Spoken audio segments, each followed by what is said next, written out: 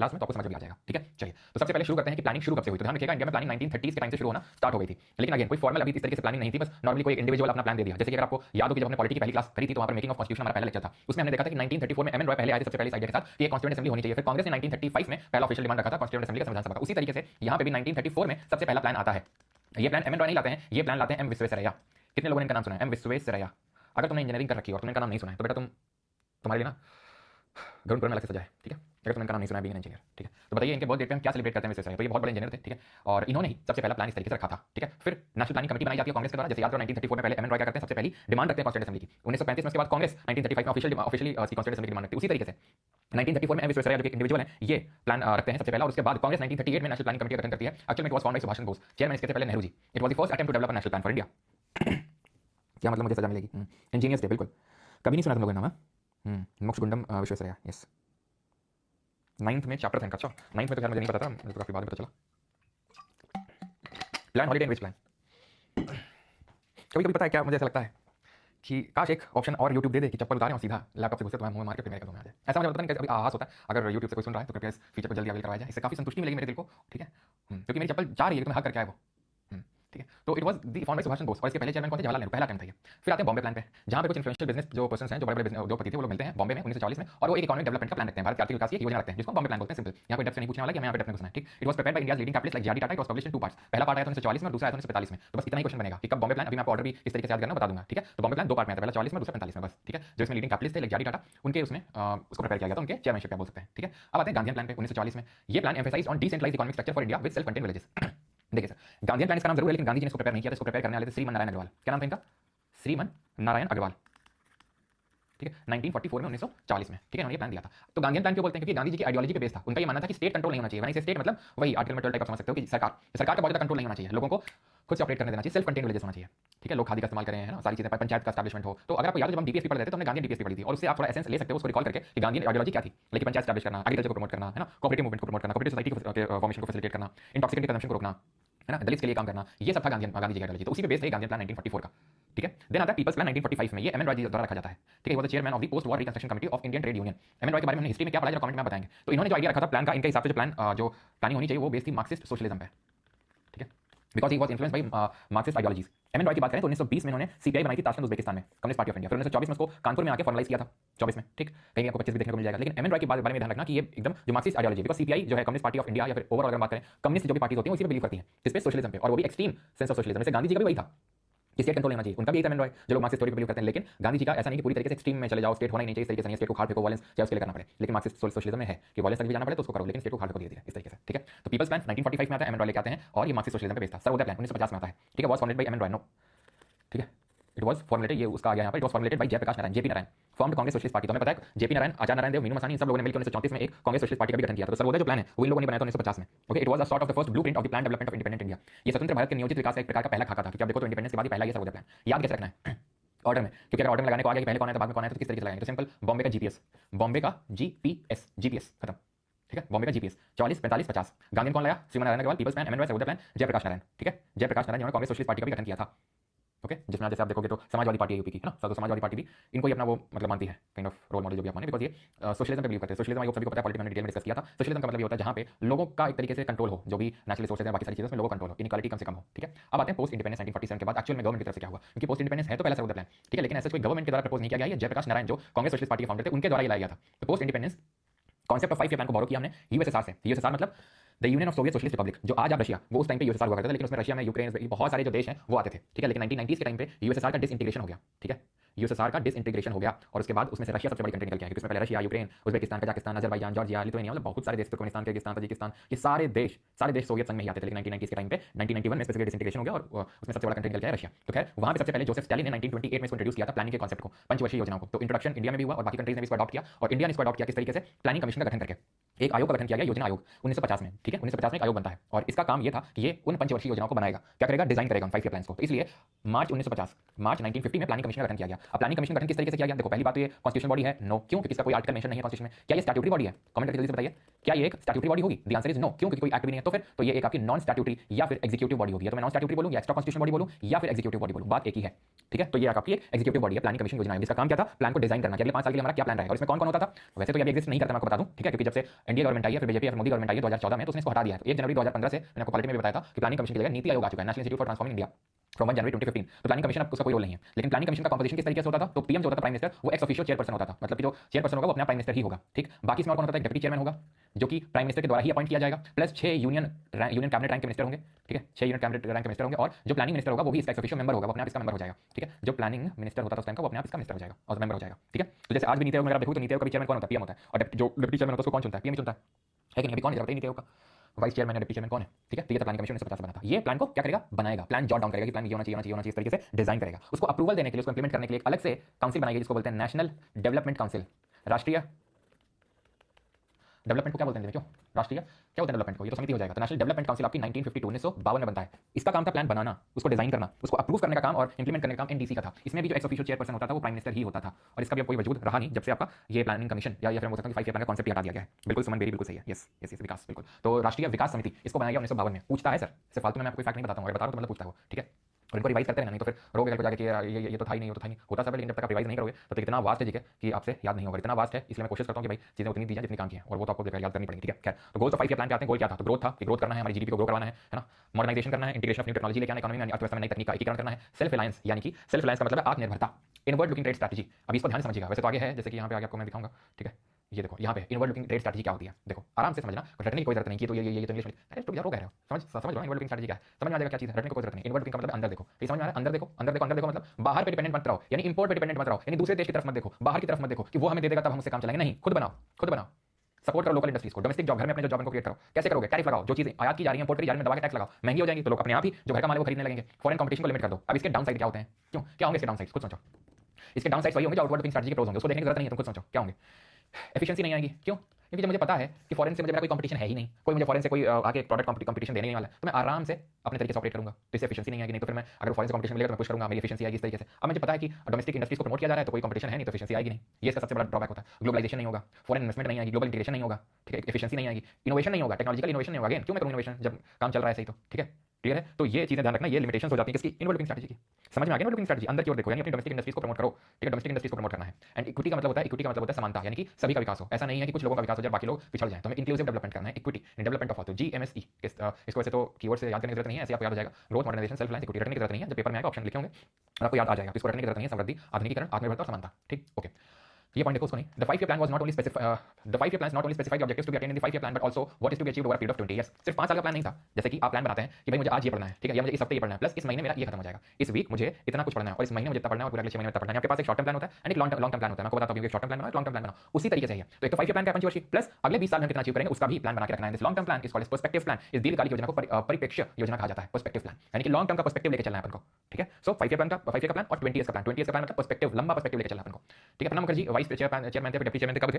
तो मैं आपको बताऊंगा 1991 से 96। ठीक है, अभी हम आगे आएंगे 8 5 ईयर प्लान के टाइम पे थे, वहां पे मैं आपको बताऊंगा। ओके, शुरू करते हैं 5 ईयर प्लान। ठीक, तो हमारी 1950 में 1950 में प्लानिंग कमीशन तो बन ही जाता है, उसने बनाया पहला प्लान। ठीक है, अब 5 ईयर प्लान नाम है तो ऑब्वियस बात है कि 5 साल तक चलेगा। तो 51 से शुरू होता है और 56 तक चलता है। किसके मॉडल पे बेस्ड था? Harrod Domar model. और ये मॉडल का मतलब क्या होता है? यानी हैरल्ड डोमर करके एक इंसान थे, उन्होंने एक ये मॉडल दिया था कि किस तरीके से हमारा ये प्लान होना चाहिए, और इसमें उन्होंने फोकस किया था किस पे? एग्रीकल्चर और रूरल डेवलपमेंट पे, कृषि और ग्रामीण विकास पे। ठीक है, यानी कि mainly primary sector of economy है। याद करो हमने पहली क्लास में क्या पढ़ा था? जो भी नेचर से डायरेक्टली जुड़ी हुई चीजें हैं, जिसमें कि एग्रीकल्चर सबसे बड़ी चीज है, वो सब प्राइमरी सेक्टर में आती है। फिर मैन्युफैक्चरिंग सेक्टर आ जाता है जिसको सेकेंडरी सेक्टर बोलते हैं, फिर सर्विसेज सेक्टर आ जाता है जिसको टर्शियरी सेक्टर बोलते हैं, फिर उसको सब डिवाइड करते हैं क्वार्टरनरी और क्विनरी में। याद है कुछ? तो उसी तरीके से तो एग्रीकल्चर और रूरल डेवलपमेंट इसका की फोकस था। टारगेट हमने रखा था 2.1%, लेकिन अचीव कितना किया? 3.6%, यानी कि सक्सेसफुल था, क्योंकि जितना हमने टारगेट रखा उससे ज्यादा अचीव किया। ठीक है, और ये प्राइम मिनिस्टर साइड में लिखे हुए हैं, लेकिन ये मैं लास्ट में समराइज कर दूंगा, तो इस पे फोकस मत करना अभी। तो कौन पहले प्राइम मिनिस्टर था कौन ना, वो मैं याद करना नहीं, आखिर में समराइज कर दूंगा। ठीक है, आराम से याद हो जाएगा।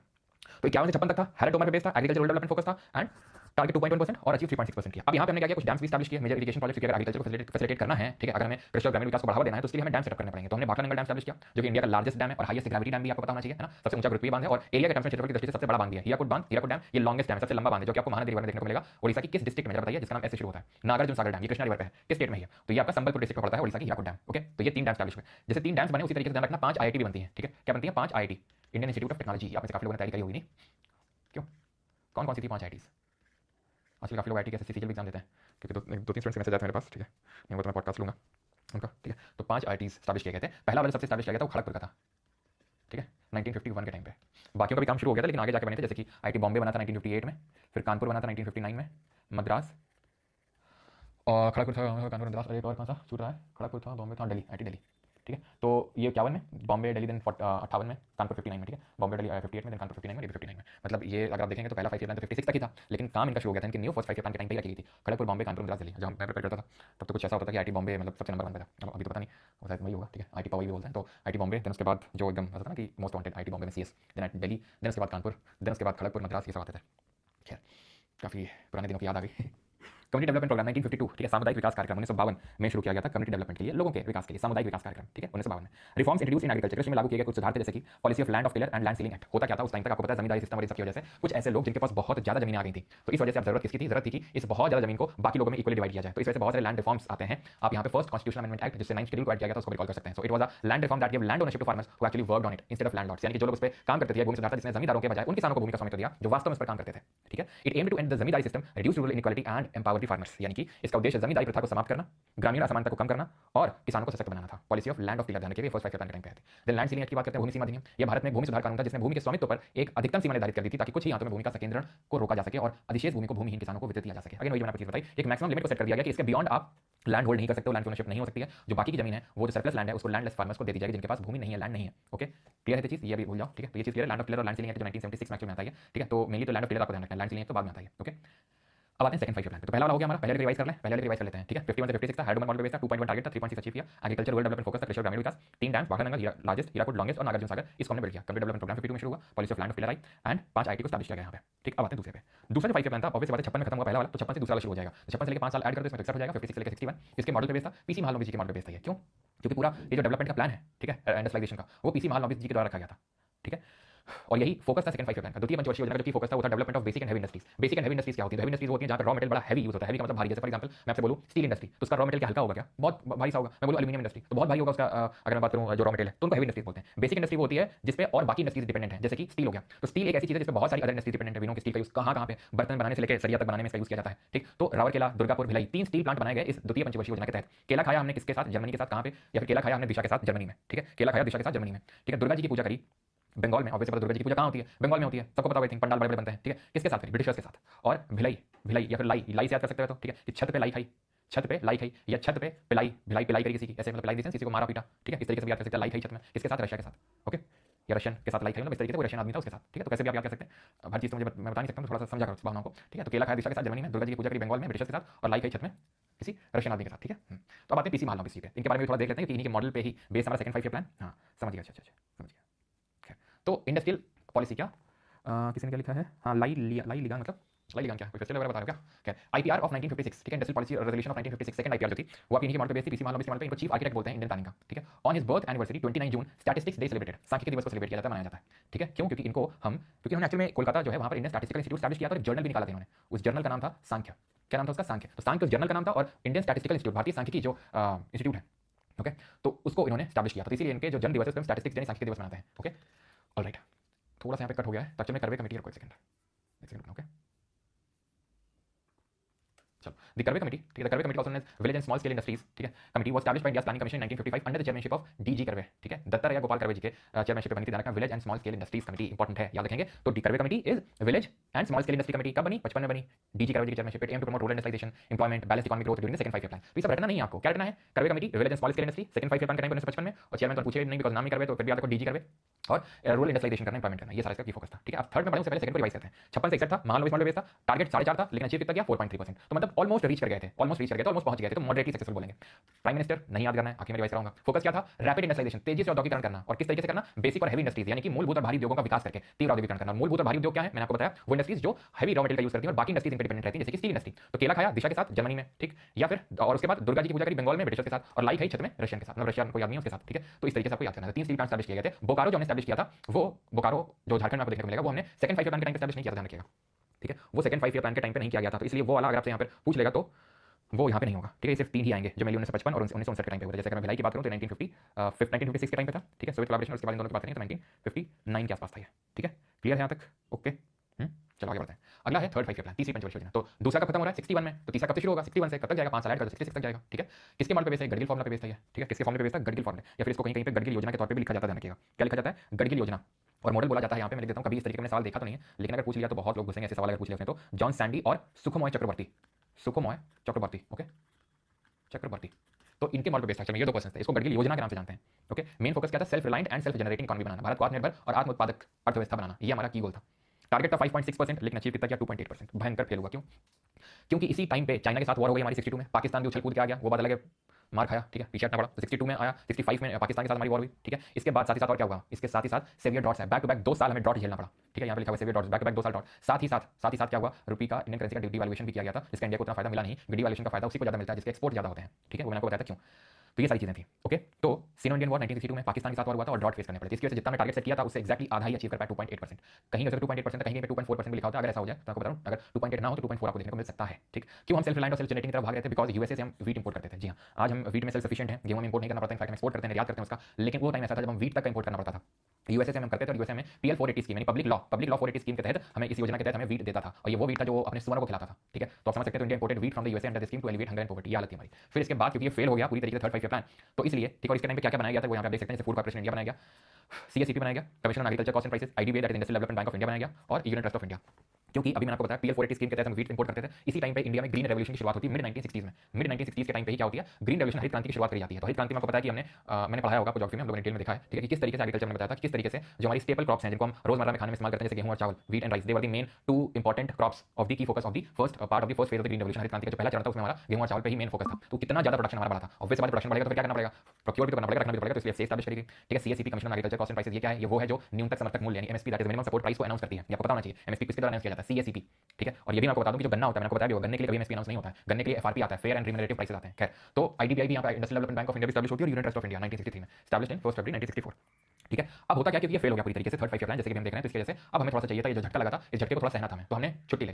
जैसे कि फॉर एग्जांपल आपका एग्जाम में जो आपकी एक्सपेक्टेशन होती है मैं ऐसा परफॉर्म करूंगा और आपका बहुत गंदा परफॉर्मेंस होता है एग्जाम में, तो आप एकदम अंदर से टूट जाते हो। फिर आपको क्या चाहिए, फिर आपको चाहिए होता है ब्रेक, एक चाहिए होती है आपको छुट्टी, एक चाहिए होता है लंबा ब्रेक। तो उसी तरीके से यहाँ पे ब्रेक लिया गया हमारी गवर्नमेंट के द्वारा 3 साल का, अब ब्रेक इन 5 ईयर 1966 से लेकर 69 तक हमने अवकाश लिया पंचवर्षीय योजना में, due to economic strain caused by the war and other factors like severe डॉट। तो क्यों फेल हुआ थर्ड 5 ईयर प्लान हमने देखा, उसके बाद हमने क्या किया, प्लान हॉलिडे 3 साल के लिए। ठीक है, India focused on new agriculture strategy, Bharat ने नई कृषि रणनीति या हरित क्रांति ग्रीन रेवोल्यूशन पर ध्यान केंद्रित किया। ठीक है, wide spread distribution and adoption of HYV seed, HYV क्या है, हाई यील्ड वैरायटी सीड है। ये पूरा ज्योग्राफी में डिटेल में कवर है। आप ये सोचो मैं फिर से एचवाईवी सीड्स आपको लिखवाऊं कि एचवाईवी सीड्स कहां से लाई गई थी, कहां पे पहले ग्रीन रेवोल्यूशन इंप्लीमेंट किया गया था। हाँ, मैं रिकॉल करवा सकता हूं आपको, लेकिन लिखूंगा नहीं मैं। ठीक है, तो ग्रीन रेवोल्यूशन टर्म किसने दिया था, विलियम गॉड ने। सबसे पहले लैटिन अमेरिकन कंट्रीज मैक्सिको वगैरह में आया था ये। ठीक है, फिर हम अगर बात करें, फिर हमने इसको मिड 1960s के टाइम पे लाए। ठीक है, मिड 1960s के टाइम पे इसको लेके आए, और IR8 वैरायटी जो राइस की है, ठीक है, इंटरनेशनल राइस, एक सेकंड रुकिएगा, 8 उस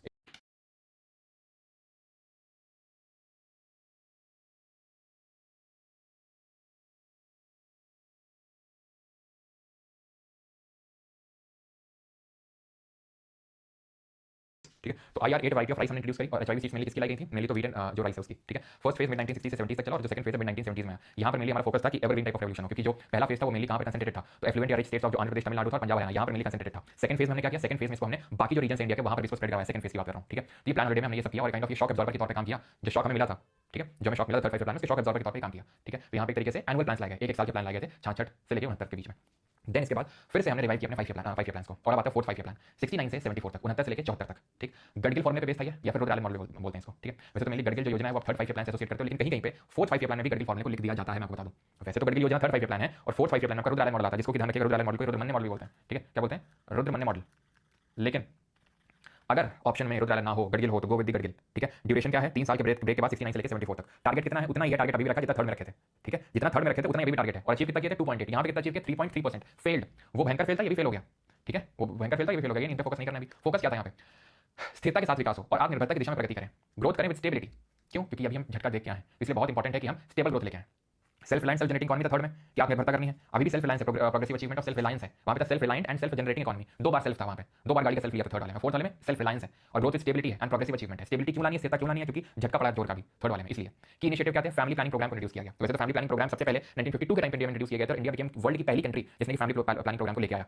ठीक है, किस तरीके से लोगों को कॉन्ट्रासेप्टिव्स देने हैं, ठीक है वो, ठीक है, किस तरीके से चीजें करनी है, वो सारी चीजें यहाँ पे हुई थी। ठीक है, तो पहला बोल सकते हैं फैमिली प्लानिंग जो प्रोग्राम है वो लाया गया था कब, फोर्थ 5 ईयर प्लान के टाइम पे। ठीक है, ओके, 14 मेजर बैंक्स को नेशनलाइज किया गया था। तो हमने पढ़ा है कि बैंकों का राष्ट्रीयकरण 2 फेजेस में हुआ था, ठीक है, 2 फेजेस में हुआ था। स्टेट अगर बात करेंगे नेशनलाइजेशन, एक तो 1969 में 14 और 1980 में 6 और बैंकों का राष्ट्रीयकरण किया गया था, ठीक है, ऑलराइट। देन अगर बात करेंगे फर्स्ट अंडरग्राउंड न्यूक्लियर टेस्ट हुआ था smiling Buddha, operation smiling Buddha 1974 में 1974 के टाइम पे की बात है, जहां पे हमने अंडरग्राउंड पहला न्यूक्लियर टेस्ट किया था, ओके। एंड अमेरिका को धप्पा कर दिया था, सरप्राइज दे दिया था अमेरिका को, क्योंकि यूएस जा ही नहीं पाया और इंडिया ने अंडरग्राउंड न्यूक्लियर टेस्ट कर डाला। And all thanks to this man Homi Jehangir Bhabha, though he died in 1966, ठीक है, जिंदा नहीं थे, लेकिन एक्चुअल में जो ब्रेन चाइल्ड था, जिस पे काम करना किसी ने शुरू किया बहुत ही एग्रेसिवली, नेहरू जी के दोस्त, लेकिन नेहरू जी सपोर्ट में नहीं थे कि न्यूक्लियर को डेवलप करें, नेहरू जी की भी अगेन ये गलती थी, ठीक है, बोल सकते हो, है ना, क्योंकि हर चीज गलती होती है। तो वो ये था कि एक्चुअल में एक पीस का संदेश दे रहा था, फिर इंडिया हर जगह पीस का संदेश दे रहा था और इस चीज का एश्योरेंस दे रहा था कि हाँ India kind of soft power value करता है, हार्ड पावर का नहीं। तो नेहरू जी नहीं चाहते थे कि एक तरफ जो बात बोल रहे हैं उसका अपोज करें और यहाँ पर हम एटम बम बनाए, है ना, न्यूक्लियर बम बनाए। लेकिन होमी जहांगीर बाबा जो कैम्ब्रिज यूनिवर्सिटी से न्यूक्लियर फिजिक्स की पढ़ाई करके आए थे, वो इसमें बहुत ही एग्रेसिवली वो चाह रहे थे कि हम इंडिया प्रोग्रेस करें, मतलब किसी पे यूज ना करें, लेकिन हमें इसको डेवलप करके रखना चाहिए। तो होमी जहांगीर बाबा जिनको फादर ऑफ बोल सकते एटॉमिक बॉम्बिंग या फिर न्यूक्लियर बॉम्ब है, उनको होमी जहांगीर बाबा जी ही हैं, जिनके मदद से अब जो हमारा जो पहला न्यूक्लियर रिएक्टर है अप्सरा वो स्टैब्लिश किया गया था, ठीक है, कहाँ पर, महाराष्ट्र में,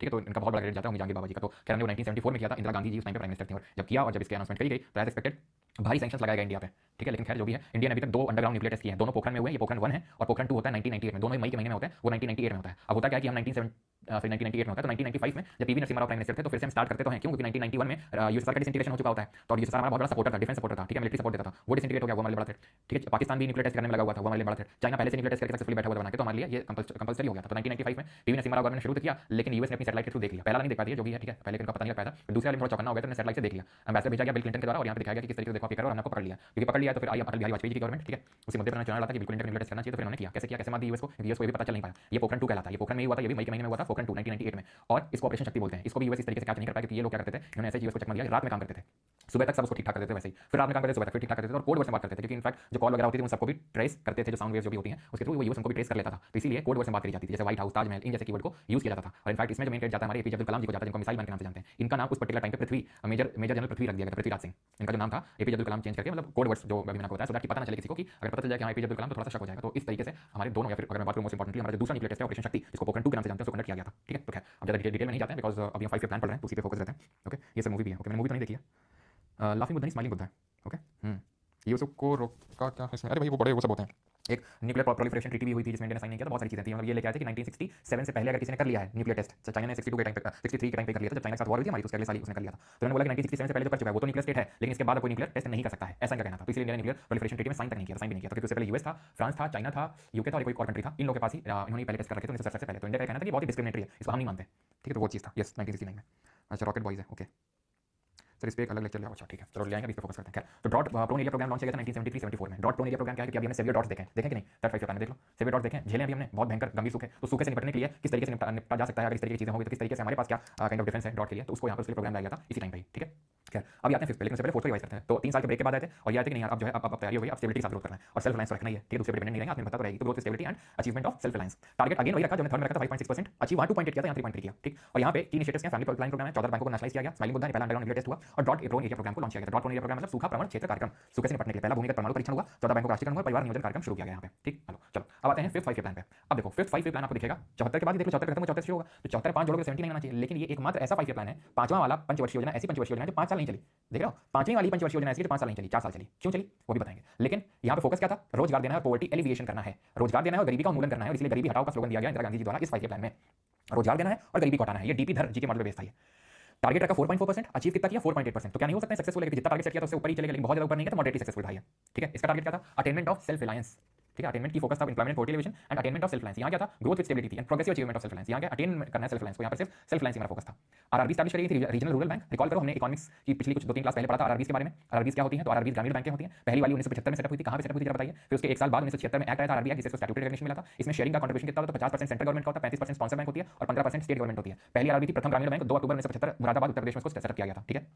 20 पॉइंट्स प्रोग्राम 20 सूत्रीय कार्यक्रम इसको लेके आया था, was launched that aim to reduce poverty and improve quality of life, ठीक है। 20 सूत्रीय कार्यक्रम शुरू किया गया जिसका उद्देश्य गरीबी को कम करना था, जीवन की गुणवत्ता को सुधार करना था। तो 20 पॉइंट का प्रोग्राम लाया गया था कि किस तरीके से पॉवर्टी को कम करके हम किस तरीके से क्वालिटी ऑफ लाइफ यानी कि जीवन की गुणवत्ता को और अच्छा कर सकते हैं, सुधार कर सकते हैं उसमें, ठीक। अब इस पे आते हैं कि 4 साल क्यों चला, 5 साल क्यों नहीं चला, क्योंकि गवर्नमेंट बदल गई, गवर्नमेंट यहाँ पर चेंज हो गई थी। और मैंने पूरा पॉलिटी में आपको पढ़ाया था कि गवर्नमेंट चेंज होने के कारण क्या क्या थे, तो उसमें से एक बड़ा कारण अगर आपको याद हो तो जिनका चुनाव था इंदिरा गांधी का, वो उनका इनवैलिड डिक्लेयर कर दिया गया था। याद है आपको कौन सा केस था, राजनारायण वर्सेस, कुछ याद है राजनारायण केस में पढ़ाया था मैंने कुछ आपको। इसी टाइम पे ही संजय गांधी ने क्या किया था, क्यों पॉपुलेशन कंट्रोल प्रोग्राम लेके आए थे, नसबंदी करवा ली थी, पकड़ पकड़ के लोगों को नसबंदी करवा दी थी आदमियों की, ठीक है। 75 से 77 तक चला था पूरा प्रोग्राम संजय गांधी का, वो इन्होंने कहा। इनके खिलाफ एलिगेशंस लगे इंदिरा गांधी के खिलाफ, 1976 में इमरजेंसी हुई, इंटरनल डिस्टर्बेंस ग्राउंड में सारे पॉलिटिशियंस को जेल में डाल दिया जो अपोजिशन वाले थे। ये सारे कारनामों की वजह से 1978 में सरकार जाती है गिर, ठीक है। और इस वजह से जब नई सरकार आती है जनता पार्टी, तो वो भी हमने देखा था 2 साल टिक पाती, ज़्यादा नहीं, उसके भी कारण थे क्योंकि इनके आपस में राइवलरी चल रही थी कि हम बनेंगे हम बनेंगे हम बनेंगे हम बनेंगे। इंदिरा गांधी ने दूसरे गुट को पकड़ा, तुमको बनना, आप हमें सपोर्ट करो, या हम तुम्हें सपोर्ट देंगे, तुम्हें बनाते हैं, और बनाने के बाद गिरवादी सरकार, और फिर से चुनाव हुए, और थोड़ा बहुत काइंड ऑफ एक वो क्या बोलते हैं उसको, क्या बोलते हैं उसको, आंसू आंसू बहा के उसको क्या बोलते हैं, नौटंकी करना और उससे लोगों का दिल जीतना, क्या बोलते हैं उसको, क्यों, तो वो उन्होंने किया, ठीक है। और उससे ये फिर से पावर में आ गई है।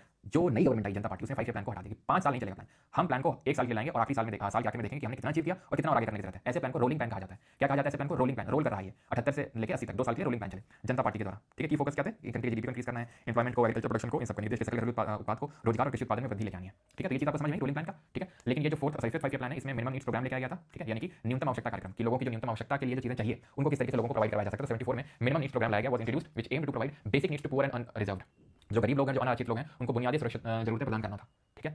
And hill area development programme को इनिशिएट किया गया था, पहाड़ी क्षेत्र विकास की किस तरीके से पहाड़ी क्षेत्रों का, हिल के जो एरियाज है उनका डेवलपमेंट किया जा सकता है। तो minimum needs programme, hill area development programme, 20 points programme, ये 3 प्रोग्राम ध्यान रखना है, ठीक है। क्रोकोडाइल यानी victim card, yes victim card. तो 20 points programme, minimum needs programme, hill area development programme, फिर से रिपीट करो, 20 point programme, minimum needs programme, hill area development programme, किसमें? 5th 5 ईयर प्लान पे। टारगेट 4.4, अचीव 4.8, 4 साल तक चला था। गवर्नमेंट चेंज हो गई, इसलिए 2 साल तक फिर ब्रेक रहा और रोलिंग प्लान आया। रोलिंग प्लान का मतलब है साल के अंत में फिर से हम रिवाइज करेंगे अपने प्लान्स को और फिर अगले साल के लिए चेंज करेंगे। हिंदू रेट ऑफ ग्रोथ का भी छोड़ दो। अब आओ यहाँ पे 6th 5 ईयर प्लान पे, ओके। तो अब 80 के बाद, क्योंकि 80 में फिर से इंदिरा गांधी अब बनी प्राइम मिनिस्टर, तो क्या होगा? फिर से 5 ईयर प्लान आएंगे, फिर से कभी कांग्रेस गवर्नमेंट आ गई, तो 80 से 85 तक आया, ठीक है। टारगेट कितना किया था? 5.2, अचीव 5.7 किया, ठीक है। 5.7 अचीव किया हमने। फोकस क्या था? राष्ट्रीय आय में वृद्धि करनी है, increase in the national income, तकनीकी आधुनिकरण करना है, यानी कि टेक्नोलॉजी को मॉडर्नाइज करना है। जो गरीबी और बेरोजगारी है उसको, उसमें कमी लेके आनी है, उसको डिक्रीज लेके आना, decrease in the poverty and unemployment. कौशल हस्तांतरण के लिए योजना, स्कीम फॉर ट्रांसफरिंग स्किल्स। कौन कौन सी स्कीम है? ट्राइसेम, आईआरडीपी और एनआरईपी। क्या है ये? देखिए, तो नेशनल इनकम आई होप सबको पता होगा, हम लोग पहले पढ़ चुके। नेशनल इनकम क्या होती है? नेशनल इनकम एक माइक्रो इकोनॉमिक कॉन्सेप्ट होता है, मैक्रो इकोनॉमिक होता है। जल्दी बताओ, नेशनल इनकम को कैलकुलेट करने के कितने तरीके होते हैं, इसके एग्रीगेट कितने होते हैं? तो नेशनल इनकम क्या होता है? तो ये हमारा एक मैक्रो इकोनॉमिक कॉन्सेप्ट है। 3 तरीके होते हैं निकालने के। कौन कौन से तरीके? इनकम मेथड, एक्सपेंडिचर मेथड और वैल्यू एडेड मेथड, जिसको प्रोडक्शन मेथड भी बोलते हैं। और नेशनल इनकम की जब हम बात करते हैं उसके 8 एग्रीगेट्स होते हैं। मॉडर्नाइज करना है टेक्नोलॉजी को, पॉवर्टी और अनएम्प्लॉयमेंट को डिक्रीज करना है, ओके।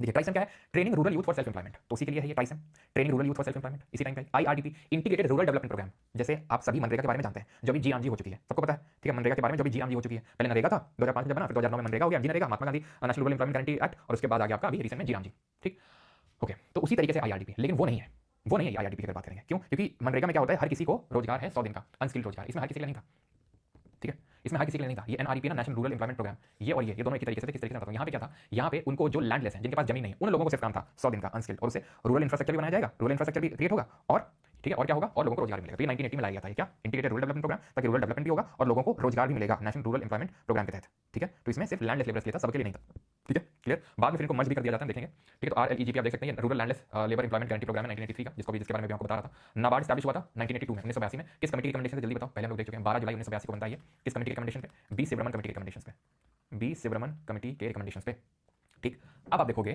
ठीक है, अब आप देखोगे 7th पे, थोड़ा देखना भी, टारगेट 5%, अचीव 6%, यहीं पे हिंदू रेट ऑफ ग्रोथ आता है। हिंदू रेट ऑफ ग्रोथ है क्या?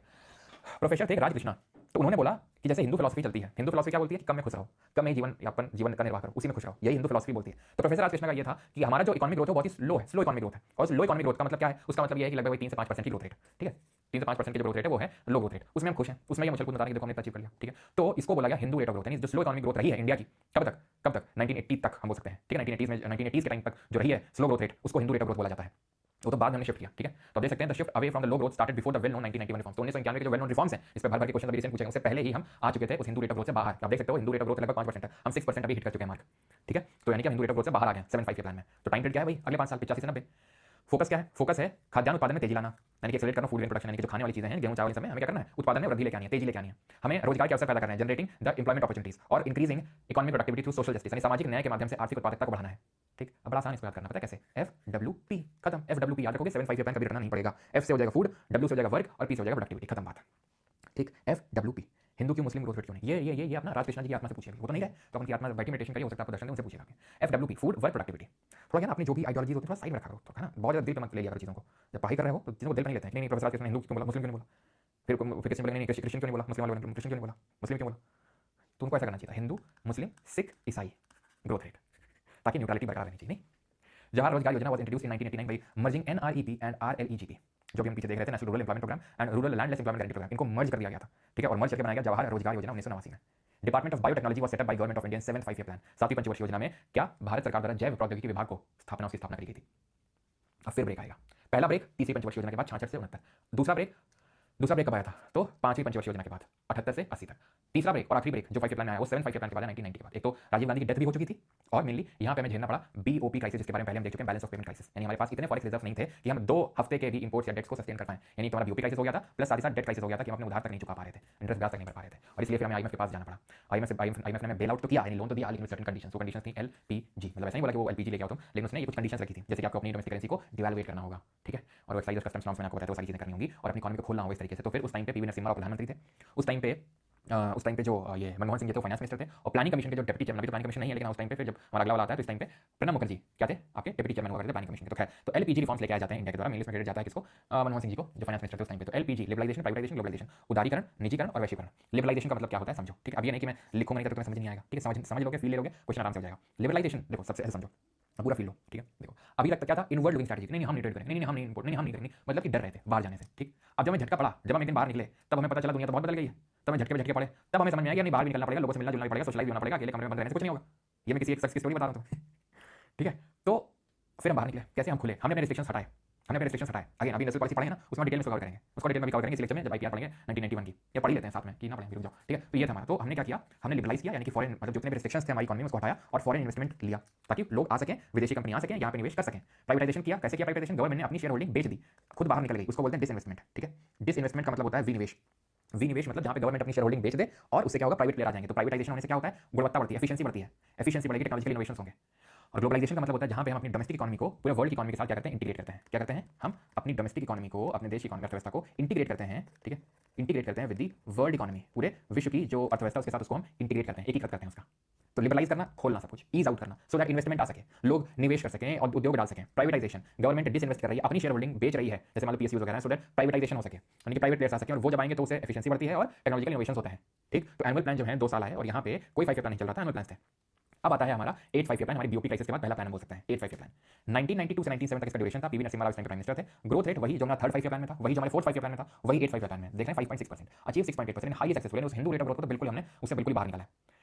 ऐसी पॉलिसी जो 8 5 ईयर प्लान में लेके आए उसको बोलते हैं न्यू इंडिकेटिव पॉलिसी, ठीक है। अभी तक जो हमारी पॉलिसी चल रही थी वो कुछ अलग तरीके की थी। अब 1991 में हमने क्या किया है, हम economic policy sorry indicative policy को लेके आए हैं। किस पॉलिसी को लेके आए हैं, इंडिकेटिव, ठीक है, इंडिकेटिव प्लानिंग बोल रहे हैं, इंडिकेटिव पॉलिसी को लेके आए, ये चीज आपको ध्यान में रखनी है, ठीक है, क्लियर। देन ह्यूमन डेवलपमेंट यहाँ पे की फोकस था, मानव विकास, इकोनॉमिक एंड फिस्कल रिफॉर्म्स, आर्थिक और राजकोषीय सुधार देखे गए। सार्वजनिक क्षेत्र की हिस्सेदारी कम, यानी शेयर जो पब्लिक सेक्टर का वो डिक्लाइन होगा, सार्वजनिक क्षेत्र का जो हिस्सा है, शेयर है, उसमें कमी आने लगी। क्यों कमी आने लगी, क्योंकि प्राइवेटाइजेशन होने लगा सर, क्योंकि पब्लिक सेक्टर का जो शेयर है वो गिरने लगा, total investment decline considerably to about 34%, ठीक है, क्लियर है। तो पहले जो हमारे 7 मेजर बोल सकते हैं 5 ईयर प्लान थे, वहाँ पे फोकस था किस पे, वहाँ पे फोकस था पब्लिक सेक्टर पे, बेसिक हेवी इंडस्ट्रीज पे।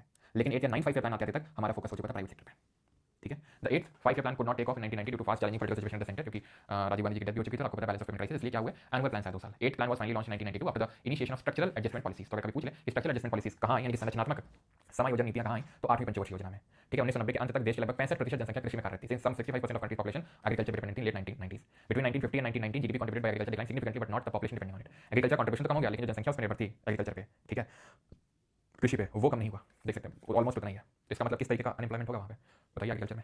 अब आते हैं 9th पे, इसमें अब कोई ब्रेक नहीं आएगा, बैक टू बैक आएंगे, यानी कि 1992 से 97 तो 97 से 2002 टारगेट ग्रोथ रेट 6.5% रखा, अचीव किया 5.4% का। इसी टाइम पे 98 पे ऑपरेशन स्माइलिंग बुद्धा हुआ था, तो स्माइलिंग बुद्धा ऑपरेशन शक्ति हुआ था, जो हमारा पोखरण 2 है, ठीक है, पोखरण 2 जो मई 1998 में हुआ था, ठीक है, मई 1998 में, okay. Second underground nuclear test. Growth with social justice and equality target था, यानी कि सामाजिक न्याय और समानता के साथ विकास करना है, सामाजिक न्याय होना चाहिए और समानता होनी चाहिए लोगों में, सोशल जस्टिस एंड इक्वालिटी। ये मैं आपको बता दूं, अगर आप सोचेंगे कि सर ये कैसे रटेगा, रटेगा सवाल लगा के रटेगा, जितना ज्यादा सवाल लगाओगे इस टॉपिक पे उतना ही ज्यादा आपको जल्दी याद होगा। और ऐसा आप सोचोगे नहीं आप एक बार इसको पढ़ते रहोगे तो याद हो जाएगा, नहीं, मैं इस चैप्टर को आपको हाईली रिकमेंड करूंगा, क्वेश्चन लगा के रिवाइज करो, क्वेश्चन लगाओ गलत करोगे याद होगा, क्वेश्चन लगाओ गलत करोगे अपने आप याद होगा, तो इस तरीके से आप इसको याद करें, ठीक है। After 9 5 year plan there was not much focus on public sector, जैसे मैंने आपको बताया प्राइवेट सेक्टर पे मेनली फोकस आ गया था, tend to depend predominantly on the private sector. आते हैं 10th पे, 2002 के बाद 2007 आ जाएगा भी, ठीक है।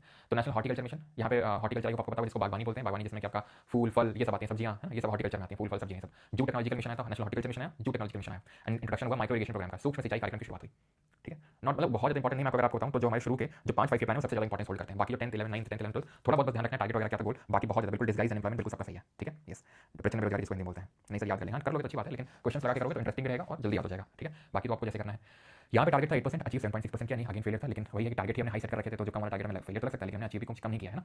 यहाँ पे वाजपेयी और मनमोहन सिंह दोनों प्राइम मिनिस्टर थे, प्राइम मिनिस्टर भी आपको बताऊंगा, okay. So it also aim at reduction in gender gap and literacy, यानी साक्षरता में जो जेंडर गैप है उसको कम करना है, ठीक है। वेज रेट यानी कि जो भत्ता मिलता है उसमें रिडक्शन, इन्फेंट मैटरनल मोर्टेलिटी जो बच्चों और माताओं की जो मृत्यु होती है, कल मैंने बताया था बर्थ के टाइम पे वो रोकी जा सके, कम की जा सके। लिटरेसी में इंप्रूव करना है, पोर्टेबल ड्रिंकिंग वाटर एक्सेस करना, ये सारी चीजें। India had emerged one of the fastest growing economy by the end of the 10th plan. 10th plan के बाद India one of the fastest growing economy के तौर पे इमर्ज हुआ। जिसके 7.6% है, 5.4% से काफी ज्यादा है। वो बात लगे मैं टारगेट ही ज्यादा सेट किया था, ठीक है। अब आते हैं टारगेट, हम मान लो कि 5-6% करते हैं कि भाई हमने 5.4 किया, 6 करते हैं, तो बहुत भयंकर ईयर में बहुत हाई सक्सेसफुल नजर आता, लेकिन टारगेट ज्यादा था ना। 11th पे आते हैं, टारगेट था 9% और अचीव किया कितना 8%, ठीक है। 8% अचीव किया, उससे अगेन ज्यादा किया, लेकिन टारगेट हमने बढ़ाया। फोकस किया था towards faster and more inclusive growth, faster and inclusive. Global financial crisis overlapped with the 5 year plan. तो वैश्विक वित्तीय संकट पंचवर्षीय योजनाओं के साथ क्या ग्लोबल फाइनेंशियल क्राइसिस क्या 2008 में फाइनेंशियल क्राइसिस आई थी, 2008 में, ठीक है। ग्लोबल क्राइसिस आई थी, जिसको हम किस नाम से जानते हैं, मैंने आपको बताया था। क्यों? पहली क्लास में आपको बताया था, याद करो। क्यों? सब प्राइम क्राइसिस याद है, जहाँ पे हाउसिंग लोन दिया गया था, हाउसिंग इंडस्ट्री का बूम आया था यूएस में, तो वही सब प्राइम क्राइसिस 2008 में जो आई थी, ठीक है। फिर 2012 में फिर से एक क्राइसिस आई थी, एक दूसरी वाली, वो 12 5 प्लान के साथ कोइंसाइड की। 12 5 प्लान का ड्यूरेशन 2007 से लेकर 2012 तक था। इसके ये कब खत्म हो रहा है? 7 में। सॉरी 2012 से 12, ठीक है। यहाँ पे होगा 2012 से 2017 तक होना था, लेकिन 2014 में रुक गया। क्यों? क्योंकि 2014 में कांग्रेस की सरकार चली गई, तो फिर बीजेपी गवर्नमेंट ने हटा दिया पंचवर्षीय योजनाओं को, और क्या लाया उसकी जगह पे? नीति आयोग को लाया, प्लानिंग कमीशन को हटा के नीति आयोग को लाया। तो अब कोई 5 ईयर प्लान नहीं है जब से मोदी गवर्नमेंट आई, जब से नीति आयोग है, ठीक है। टारगेट इतना था, अचीव कोई बाकी नहीं होती, पूरा ही नहीं हुआ। टारगेट क्या था, फोकस क्या था? यहाँ तो फास्टर एंड इंक्लूसिव, यहाँ क्या? Faster inclusive and sustainable. तो एक एक्स्ट्रा कीवर्ड हो गया, वो क्या है? सस्टेनेबल। बस खत्म, ठीक। कोई डाउट हो तो पूछ लो, नहीं तो मैं समराइज करूँ इसको। समराइज करते हैं,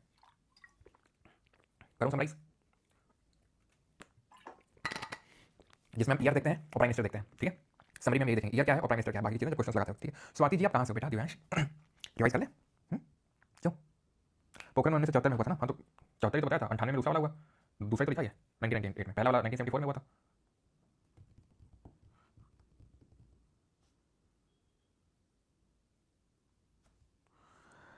सर आप मेरे सपने में आए थे, आपका फेस देखो तो अच्छा। डेट का मेनली जो रीजन था दैट वाज कि बहुत ज़्यादा इंपोर्ट डिपेंडेंट हो गए थे, ठीक है। एक्सपोर्ट हमारे कम हो गए थे, हमारा बैलेंस, हमारा जो फॉरेन करेंसी है वो आना कम हो गया था, और भी कुछ कारण थे जिसकी वजह से हमें वो झटका देखने मिला था।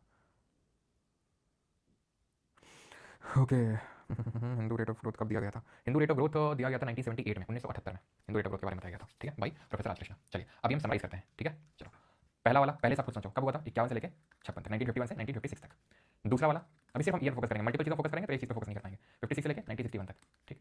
तीसरा वाला 1961 से लेकर 66 तक, ठीक है, पूरा नहीं लिखा, 66 तक, ठीक है। चौथा वाला एक्चुअल में क्या हुआ? प्लान हॉलिडे हो गया। क्या हुआ? प्लान हॉलिडे हो गया। कब से कब तक? तो 1966 से लेकर 69 तक। फिर क्या हुआ? फोर्थ वाला आया, कब से कब? 1969 से लेकर 74 तक। फिफ्थ वाला 1974 से लेकर 78 तक। अब क्या हुआ? अब आ गया रोलिंग प्लान। क्या आ गया? रोलिंग प्लान आ गया 1978 से 80 के बीच में, ठीक है। कोई यहाँ पे 5 ईयर प्लान नहीं है, बल्कि रोलिंग प्लान आया। अब क्या होगा? अब 6 5 ईयर प्लान आएगा, कब से कब तक? 1980 1980 से लेकर 1985 तक। 7 5 ईयर प्लान आ गया, कब से कब तक? 1985 से लेकर 1990 तक। अब अगेन कोई प्लान नहीं है, अब क्या आ गया? एनुअल प्लान आ गया। एनुअल प्लान कब से कब तक? 1990 से लेकर 92 तक, 92 तक। अब 8 5 ईयर प्लान कब से कब तक? 1992 से 97 तक। देन 9 5 ईयर प्लान कब से कब तक? 1997 से लेकर 2002 तक। देन 10 5 ईयर प्लान आया 2002 से लेकर 2007 तक, ठीक है, 5 साल। 11 5 ईयर प्लान, अब तो सीधा सीधा है, सिर्फ 5 साल जोड़ते जाओ। और 12 5 ईयर प्लान जो कभी कंप्लीट नहीं हो पाया 2012 से लेकर 2014 तक, ठीक। क्यों? क्योंकि मोदी गवर्नमेंट आ गई, उसने हटा दिया 5 ईयर प्लान को, ठीक है। अब देख लेते हैं क्या, अब देख लेते हैं यहाँ पे प्राइम मिनिस्टर कौन था, ठीक। एक सेकंड रुकना, इसको बस यहाँ पे नीचे लिख दिया, ठीक है, ठीक। और तो कुछ चेंज नहीं है ना। ऑब्वियस बात है, ये रोलिंग प्लान में इंदिरा गांधी नहीं थी, कौन था यहाँ पे? जनता पार्टी थी, तो इंदिरा गांधी नहीं थी। तो पहले 3 5 ईयर प्लान नेहरू, अगले 3 5 ईयर प्लान इंदिरा गांधी, ठीक है। 7th राजीव गांधी, ठीक, 7th Rajiv Gandhi. 8th PV Narasimha Rao. 9th Atal Bihari Vajpayee. 10th Atal Bihari Vajpayee plus Manmohan. 11th 12th Manmohan. Done, clear है? समराइज हो गया? समराइज हो गया हो तो थोड़ा सा और चीज़ें समराइज कर लें, रिवाइज कर लें। Harrod Domar model, PC Mahalanobis model, Gadgil Yojana, ठीक है। रुद्रालय मॉडल, डीपीधर मॉडल योजना 5वीं पंचवर्षीय योजना तक पढ़नी है। हैरेड डोमर, पीसी मालवीस, गडगिल, ठीक। रुद्रालय, डीपीधर, क्लियर हो गया। एग्रीकल्चर फोकस है, तेजी से औद्योगिकरण करना, रैपिड इंडस्ट्रियलाइजेशन करना, बेसिक एंड हेवी इंडस्ट्रीज को एस्टैब्लिश करना। तीसरे में क्या था? थर्ड में क्या था? थर्ड में था self reliant and self generating economy. चौथे में क्या था? Growth with stability. पांचवें में अटेनमेंट ऑफ सेल्फ रिलायंस, गरीबी हटाओ का नारा दिया गया था, ठीक है, गरीबी हटाओ का नारा दिया गया था इसमें। छठा है, सच बहुत ज़्यादा इंपॉर्टेंट है नहीं इसमें, ट्राइसेम, एनआरईपी, आईआरडीपी